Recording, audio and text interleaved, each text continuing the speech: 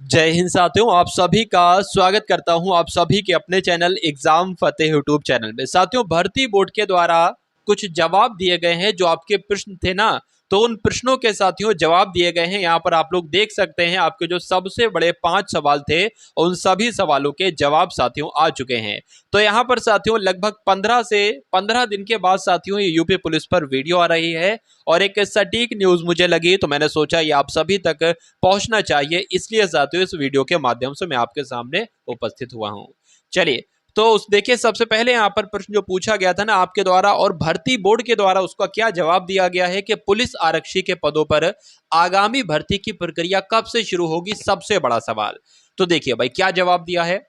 आरक्षी नागरिक पुलिस के 41,811, आरक्षी पीएससी के 10,984, फायरमैन के 1,007 और जेल वार्डर के 2,833 पद, आरक्षी विशेष सुरक्षा के 1,341 पद और महिला बटालियन के लिए आरक्षी महिला के 761 पदों पर भर्ती के लिए अधियाचन प्राप्त हुआ है। यानी को इनको इन भर्तियों के लिए अधियाचन प्राप्त हो चुका है। पहली बात यहां पर क्लियर हो गई। परीक्षा कार्यक्रम के लिए कैलेंडर तैयार किया जा रहा है। पहली बात कि अधियाचन तैयार हो गया। दूसरा प्रक्रिया क्या चल रही है कि परीक्षा कार्यक्रम के लिए कैलेंडर तैयार किया जा रहा है।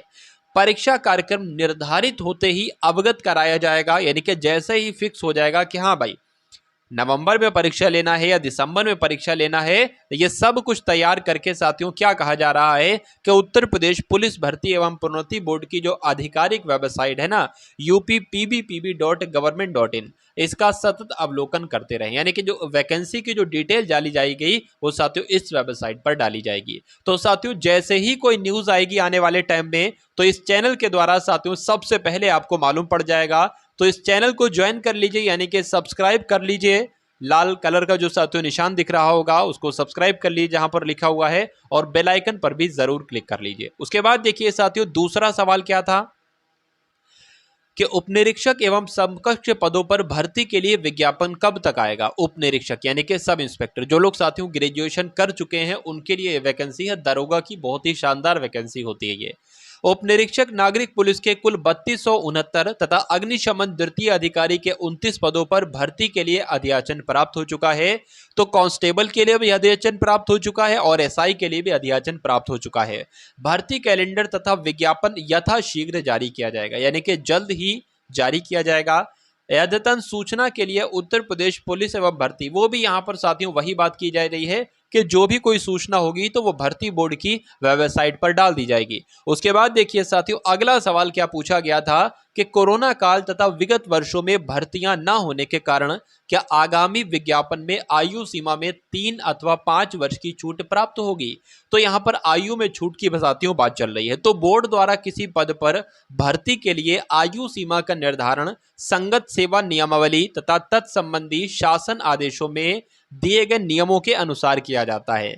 आयु में छूट संबंधी नियमों में बदलाव बोर्ड के अधिकार क्षेत्र में नहीं है। यानी कि जो बच्चे साथियों मांग कर रहे हैं कि आयु में छूट दी जानी चाहिए, तो इन्होंने यहां पर साफ साफ कह दिया है कि भर्ती बोर्ड के ये अधिकार में नहीं है कि आपको छूट दी जाए 3 साल की 4 साल की। ये साथियों जो होता है ना, ये सरकार के द्वारा, यानी कि सरकार नियमावली बनाती है, उसमें अगर वो साथियों दर्ज करती है कि बच्चों को आयु में छूट भी दी जानी चाहिए तो दी जाती है। अब साथियों ये उन तक खबर कहते कैसे पहुंचेगी, जब हम और आप मिलकर कोशिश करेंगे या जैसे भी कोशिश करेंगे, तो ये उनके कानों में अगर ज्यादा से ज्यादा ये न्यूज जाएगी कि बच्चे मांग कर रहे हैं भाई आयु में छूट की, तो साथियों वो नियमावली इस प्रकार की तैयार करवाएंगे कि उसमें छूट भी आपकी हो। तो ये सवाल भी आपका क्लियर हो गया। उसके बाद साथियों एक और सवाल है आपका कि रेडियो विभाग में कर्मशाला कर्मचारी, सहायक परिचालक एवं प्रधान परिचालक के पदों पर भर्ती के लिए परीक्षा कब आयोजित की जाएगी।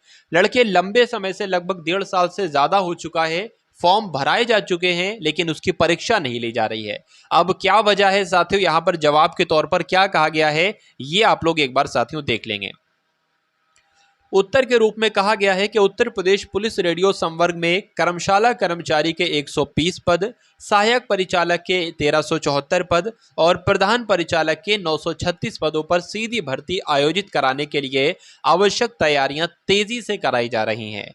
बोर्ड द्वारा भर्ती कैलेंडर में रेडियो विभाग के पदों पर भर्ती की परीक्षा को प्राथमिकता देते हुए सबसे पहले कराए जाने का निर्णय लिया गया है। यानी कि सारे काम एक तरफ और रेडियो असिस्टेंट की परीक्षा साथियों इसको कराना एक तरफ, यानी कि सारे कामों में से जो सबसे पहले काम होगा ना वो ये परीक्षा ही होगी। उसके बाद लिखा हुआ है कि एवं आगामी 4 माह के अंदर परीक्षा संपन्न कराई जाएगी।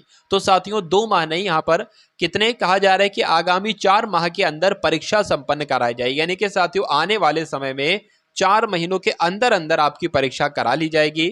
ठीक है, कराए जाने का उद्देश्य निर्धारित किया गया है। ठीक है भैया, परीक्षा की तिथियां निर्धारित होते ही अभ्यर्थियों को सूचित किया जाएगा। लगभग साथियों आपको 30 से 35 दिन पहले पता चलेगा कि हाँ इस दिन भैया आपकी परीक्षा है। तो आप लोग उस दिन के चक्कर में ना रहिए कि वो दिन कब पता चलेगा। 30 दिन में साथियों तैयारी बहुत तगड़ी नहीं हो पाती, सिर्फ रिवीजन ही हो पाता है।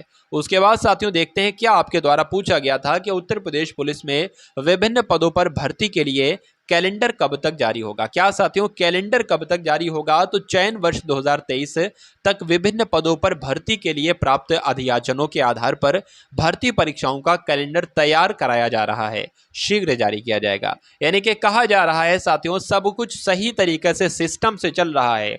यानी कि अगर बात करें कब कराया जाएगा तो इन्होंने 2 बातें कही हैं।